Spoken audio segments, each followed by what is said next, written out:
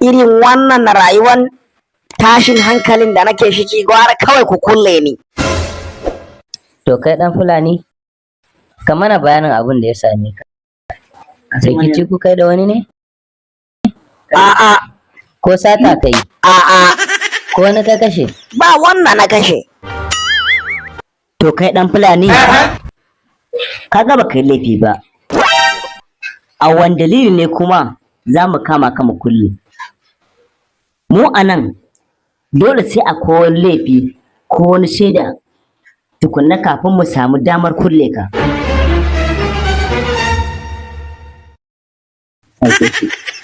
A'a yallaɓai, ka saurara, dan Allah tunda na ku kulle ni, kawai ku kulle ni. Idan kuma laifi kake so in yi to aradun Allah yanzu zan roƙa maka fanda a kayanka. In ya so sai ku kulle ni. A'a ba za a yi haka ba dan Fulani.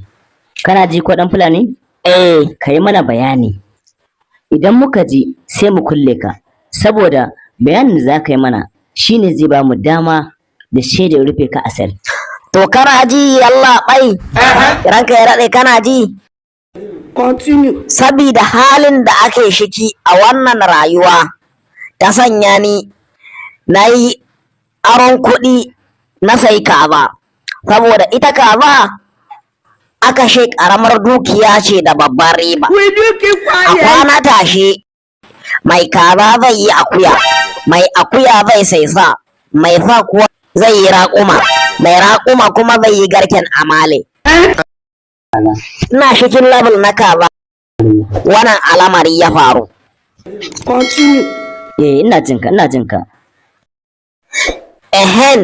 To ana cikin wannan yanayi ne sai maƙota suka addabe ni da yawaita kawo min togashiya, wai daga mai cewa kazan nan ya shinye masa buhun masara, sai mai cewa kazan nan ta shanye mishi ruwan randunan gidansa.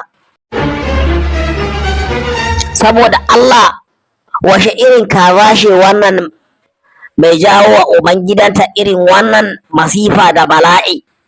Yallaɓai, ta yaya hankali zai ɗauki wannan shirmen bayani? Daga ƙarshe dai in ƙarƙare maka yallaɓai, sai wata rana da sassafe cikin sanyi bayan kazar nan ta tashi daga akurkinta, mai zai faru? Kawai sai ta fito kiwo waje, ni kuwa in biyo ta a baya. Kwaɓam sai ta shiga cikin wani kango da ake ginin bulok ɗin siminti. Me zai faru? Kawai sai na ga kazan nan ta yi loma da rabin bulok ɗin simintin nan.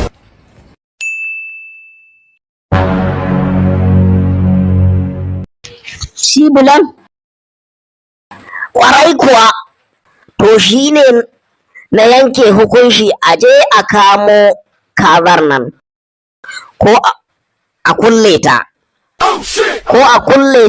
Ko kuma ni a kulle ni, domin kuwa duk ranar da kazar nan ta rafa abun shi a radun Allah ni za ta lole.